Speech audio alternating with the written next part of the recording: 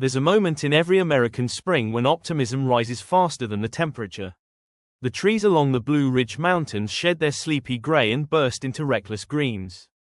The coffee shops open their patios, the locals pull out their bikes, and somewhere in the heart of Asheville, Elliot Briggs, 32 years old, self-proclaimed, almost fit, graphic designer, decides to take the stairs. It begins innocently enough, like most disasters disguised as self-improvement. Elliot stands at the base of the Maple Heights office complex, a 4-story red brick building that looks harmless until you realize its stairwell climbs like a punishment for every donut you've ever eaten.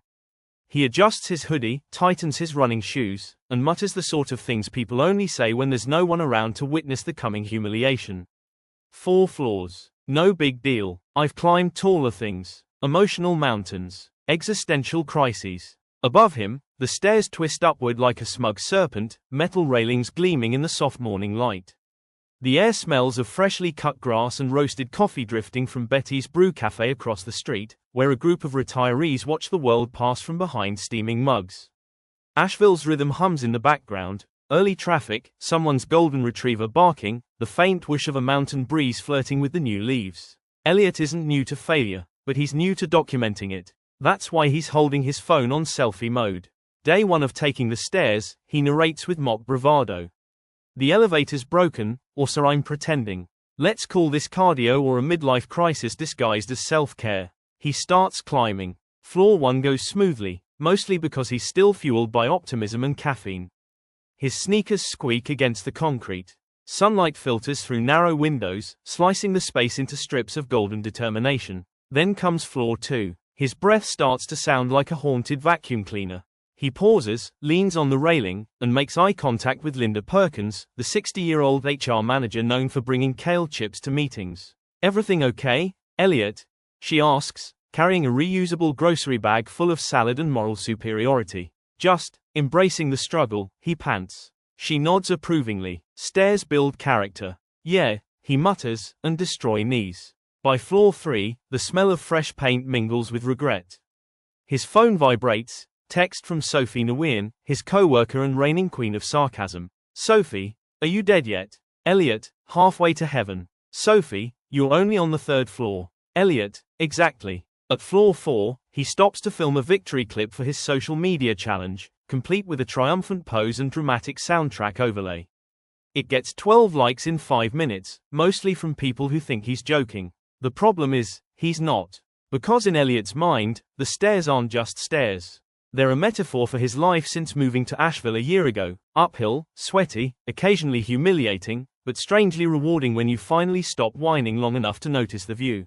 That evening, Elliot finds himself back at Betty's Brew, seated near the window with his laptop open and a cinnamon latte sweating beside him. The cafe glows with small-town charm, mismatched chairs, fairy lights strung across exposed brick, and the low hum of acoustic folk music.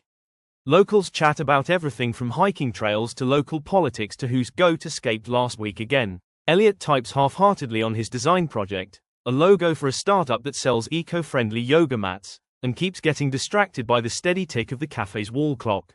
It's not just any clock. It's shaped like a coffee cup, and every minute, the steam-shaped second hand swirls upward like hope refusing to cool down. "Hey, stair climber," Sophie says, dropping into the seat opposite him. She's in a denim jacket, messy bun, and a grin that says she's about to roast him. "How's your knee? Or your pride?" "Both functional." "Barely." She laughs. "You know, your little video is trending locally." The mayor's assistant commented with a flex emoji. Elliot sighs. "Perfect. I've peaked. Internet fame through physical suffering. Could be worse." Sophie shrugs. "At least people are rooting for you. You accidentally started a thing. The Stair Challenge. Some local gym reposted you." He blinks. "Wait, what?" She shows him her phone. There it is. His sweaty, breathless self-captioned. "If he can climb it, so can you." Dozens of locals are now tagging themselves doing the same. Kids, seniors, even a guy in a Batman costume. The irony isn't lost on him. The man who never finishes anything has started something unintentionally motivational. That night, as he walks home through streets that smell faintly of rain and magnolia, Elliot starts noticing things he hadn't before: the laughter from porches, the glimmer of shop lights closing for the day, the quiet pride of a community where everyone roots for each other's little wins. And somewhere between a pothole and a parked Subaru, he realizes, the stairs might have been stupid, but they woke something up in him. Maybe the point of climbing isn't reaching the top fast, it's about not giving up halfway. He grins at his reflection in a darkened shop window. Tomorrow, he says, I'm taking those stairs 2 at a time. A beat of silence. Then he adds, or, after breakfast. 3 weeks later, Asheville had turned into a small-town version of a motivational montage. The Asheville Stair Challenge was now printed on t-shirts, posted on bulletin boards, and hashtagged across social media like wildfire. What began as one man's wheezing attempt to skip the elevator had somehow become a community movement. And the reluctant hero of it all, Elliot Briggs, was not handling fame gracefully. On a bright Saturday morning, he stood again at the bottom of Maple Heights, clutching a travel mug and blinking up at the stairs as if they had grown overnight. The spring air was crisp, with that post-rain sparkle where puddles reflect bits of blue sky. Birds argued on telephone wires. Somewhere, a leaf blower whined like a warning. Around him, a crowd had gathered, locals of all ages, shapes, and enthusiasm levels. A banner stretched across the handrails, Community Stair Day, climb it if you can. Morning, superstar, Sophie called, adjusting her baseball cap. She was wearing bright red sneakers and a grin that screamed, I told you so. Beside her, Linda Perkins from HR handed out water bottles labeled, Hydration, the real hero.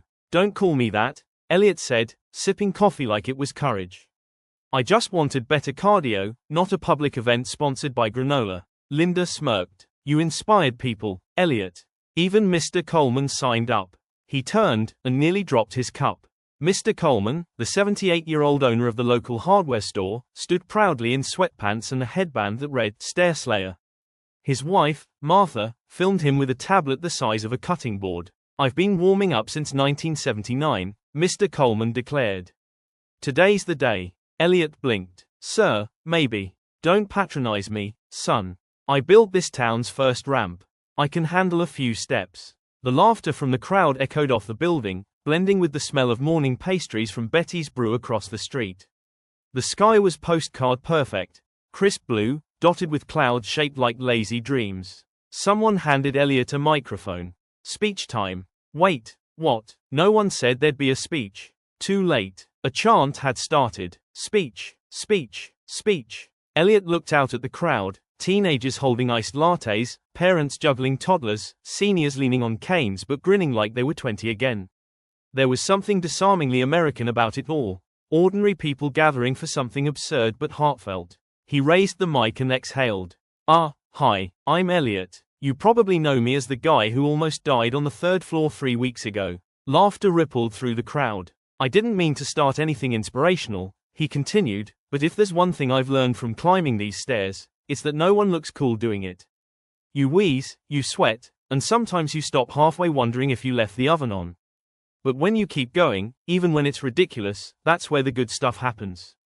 Not at the top, on the way up. The crowd applauded. Sophie gave him a thumbs up, and somewhere behind her, Mr. Coleman began a dramatic series of calf stretches that looked medically questionable. Then, the climb began. The first few steps were chaos. Kids darted ahead, college students raced each other, and someone's dog decided to participate. Linda marched steadily, narrating motivational quotes out loud. Sophie filmed the chaos for the cafe's Instagram. Elliot stayed in the middle, keeping pace with a few neighbors. The stairwell echoed with sneakers, laughter, and occasional groans. Every window offered a different slice of the town. The farmers' market tents setting up in the square, the mural of jazz musicians painted on the side of the bakery, the mountains rolling in the distance like gentle giants watching them try. Halfway up, Elliot paused beside Mrs. Danner, a retired schoolteacher holding a bouquet of tulips. You're not quitting, are you? She teased. Just admiring the view, he puffed. She nodded knowingly. Sometimes the view halfway is better than the one at the top. That line stayed with him. When they finally reached the 4th floor, the crowd erupted like they'd summited Everest. There were cheers, selfies, and a spontaneous rendition of Eye of the Tiger from someone's Bluetooth speaker. Elliot leaned against the railing, winded but smiling. Across the horizon, Asheville glimmered, storefronts gleaming, trees in bloom, mountains still streaked with the last hints of snow. Sophie raised her phone, recording. Final thoughts, champ? He grinned. You know what? I think I finally get it. Get what? Why people climb stuff that doesn't need climbing. Because it's there. He laughed. No. Because we're stubborn enough to believe the view will change us. And somehow, it does. Blank, underscore, blank. That evening, the whole town gathered again, this time at the park overlooking the city. Food trucks lined the street, kids ran through bubbles, and fairy lights twinkled like tiny comets. Betty's Brew had set up a mobile stand, and a hand-painted banner read, "Keep climbing, Asheville." Elliot sat on a picnic table beside Sophie, a paper cup of lemonade in hand. His knees ached pleasantly, the kind of ache that feels earned. The sunset stretched across the blue ridge like spilled sherbet, gold melting into lavender. "You realize," Sophie said, "you're probably gonna be on a local news segment called Stair Guy Sparks Movement." He groaned. "They better not use that picture of me gasping on floor 3. No promises." For a while, they just sat in silence, listening to the easy hum of the crowd. A couple danced barefoot near the gazebo. Kids chased each other with glow sticks. Somewhere, someone strummed a guitar. Elliot glanced around, taking it all in. The laughter, the simple joy, the shared exhaustion turned into community pride. "You know," he said, "this all started because I didn't want to wait for the elevator." Sophie smiled. "That's how most great stories start, with impatience and caffeine." He chuckled. "Guess the lesson's pretty clear. Which is, doesn't matter how long it takes or how many breaks you need, just keep climbing." She raised her lemonade. To stubborn optimism. He clinked his cup against hers. To stairs, sweat, and second chances. Blank, underscore, blank. As night settled over Asheville, the park lights flickered on one by one, casting soft halos over the crowd. The laughter faded into hums and echoes. Elliot walked toward the overlook, looking down at the twinkling town below. The air was cool, crisp, scented faintly with roasted coffee and rain-soaked grass.